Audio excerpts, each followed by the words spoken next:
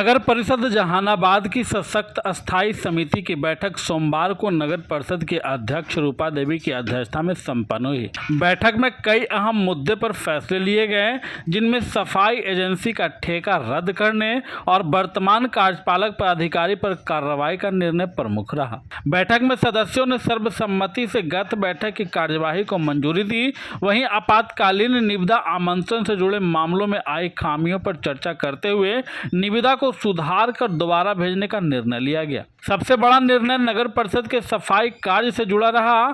सदस्यों ने सफाई एजेंसी के खिलाफ कड़ी नाराजगी व्यक्त करते हुए कहा कि ठेके के बावजूद नगर परिषद क्षेत्र में सफाई व्यवस्था पूरी तरह ठप है। सुदूर वार्डों और आंतरिक गलियों में गंदगी फैली हुई है और सफाई कर्मी न तो समय पर वेतन पा रहे हैं और न ही आवश्यक सुरक्षा किट। इतना ही नहीं, नलियों और शौचालयों से निकला गंदा पानी सीधे दरधा नदी में डाला जा रहा है, जिससे प्रदूषण फैल रहा है। इन गंभीर लापरवाहियों के मद्देनजर समिति ने एजेंसी का अनुबंध समाप्त करने का निर्णय लिया है। इसी तरह कार्यपालक पदाधिकारी दीनानाथ सिंह के खिलाफ भी कार्रवाई का प्रस्ताव पारित किया गया है। सदस्यों ने उन पर गंभीर वित्तीय और प्रशासनिक अनियमितताओं के आरोप लगाए। आरोप है कि नियमों को ताक पर रखकर निजी नंबर का वाहन आधिकारिक प्रयोजन हेतु दिखाया गया है।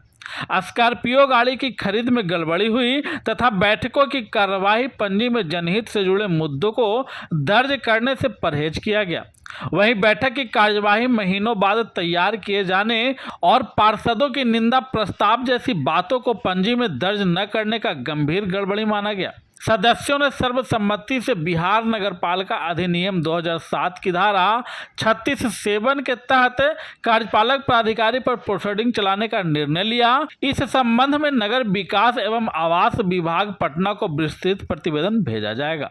बैठक में नगर के विकास से जुड़ी योजनाओं पर भी चर्चा हुई। सशक्त अस्थायी समिति ने निर्णय लिया कि नगर क्षेत्र में महिला और पुरुषों के लिए डिलक्स सार्वजनिक शौचालय बनाए जाएंगे। हर वार्ड में छोटे बड़े पार्कों का निर्माण होगा। आउटसोर्सिंग के जरिए मानव संसाधन की नियुक्ति होगी और राजस्व वृद्धि हेतु होल्डिंग टैक्स वसूली को सख्ती से लागू किया जाएगा। बैठक के उद्देश्य है कि शहर में बहुत गंदगी फैल है। आप लोग तो जहानाबाद में रहते हैं, जानते हैं, देखते हैं कि कितना गंदगी फैला हुआ है, जनता परेशान है। तो सफाई एजेंसी ढंग से काम नहीं कर रहे हैं। फ़ोन करते हैं तो फ़ोन नहीं उठाते। जब अध्यक्ष के फ़ोन नहीं उठाते हैं तो और जनता के तो कोई कह नहीं है कि जनता के क्या स्थिति है। बहुत गंदगी फैला हुआ है, इसलिए विभागीय जो हो रहा था वैसे हो, फिर भी ढंग से नहीं साफ सफाई कर रहे हैं, जिसको हम लोग सहमति से रद्द करेंगे। मतलब एनजीओ को रद्द किया जाएगा? जी, एनजीओ को रद्द किया जाएगा। सही ढंग से इनका कार्य नहीं है, शौचालय नहीं हो रहा है तो रद्द किया जा रहा है। और किसी का फ़ोन नहीं रिसीव करते हैं, फ़ोन करते थक जाते हैं, लेकिन फ़ोन नहीं रिसीव करते, उठावे नहीं करते हैं, कॉल। इसलिए हम लोग निर्णय किए हैं कि इनको मतलब रद्द किया जाएगा। के वो डाल दिए हैं मतलब धोबी घाट बनाने के लिए, तो जब प्रशासनिक नहीं है तो उसको रद्द किया जाए और फिर से प्रशासनिक करके अपना डाल लें। हमको ये आपत्ति बिना प्रशासनिक स्वीकृति क्यों कर दी गई? जी, तो उसके चलते सब न रद्द हो जाएगा। तो ऐसा गलत न है। जैसे फिर कल के लेके कोई जांच बैठा देंगे तो हम लोग न फंसेंगे। इसके लिए प्रशासनिक स्वीकृति करके फिर अवरी से डालें। शहर आपसे छिपा हुआ नहीं मेरे भाई, आप भी इसी शहर के रह गई। साफ़ सफाई एजेंसी वाले मामले है, वो आप जान रहे हैं कितना बेहतर साफ़ सफाई हो रही है। सफाई यहाँ ज़्यादा ज़रूरत है। सफाई एक ऐसी मुद्दा है, जब तक इतना लापरवाही है, जब तक उसकी कटौती नहीं किया जाएगा, सफाई वाले अपनी जिम्मेदारी नहीं निभा पाएंगे। यहाँ एजेंसी सफाई का पाथिया एजेंसी हर सिंडिकॉम लापरवाही बरत रहे हैं सफाई में। उन बिचौलियों के चक्कर में जहानाबाद की सफाई बर्बाद है। तो आप लोग बैठक कर रहे हैं? हाँ, बैठक हम लोग किए हैं। कुछ मामला है कि 36(7) के तहत हम लोग कार्यपालक पदाधिकारी पर प्रोसीडिंग चलाएंगे। दूसरा विषय है कि उन्होंने टेंडर भेजा है बिना स्टैंडिंग कमेटी के निर्णय के, अवलोकन के, बिना विचार विमर्श के, जानबूझ के उसमें एक बिना प्रशासनिक का वार्ड नंबर 27/9 में देखिए वो लिखा हुआ है धोबी घाट। वो तथा कथित जो कहते हैं वो एकदम गलत है। भाई आप जानबूझ के ना वो डाल दिए हैं कि ताकि योजना में वो काम हो जाए, अकल हो के हम अध्यक्ष को फंसाने का काम करेंगे। चारों तरफ से पार्षद को लड़वाने का काम, स्टैंडिंग कमेटी से लड़वाने का काम यहाँ का कार्यपालक पदाधिकारी करते आए हैं और अभी भी कर रहे हैं।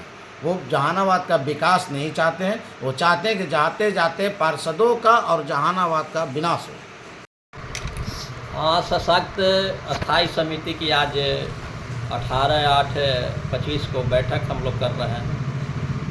इसमें हम लोगों ने अभी तो मीटिंग हो रही है, 1-2 पॉइंट पर बात हुआ है, लेकिन मेन मामला यहाँ यह है कि यहाँ के कार्यपालक पदाधिकारी खास करके सशक्त अस्थाई समिति के साथ भेदभाव करने का काम कर रहे हैं।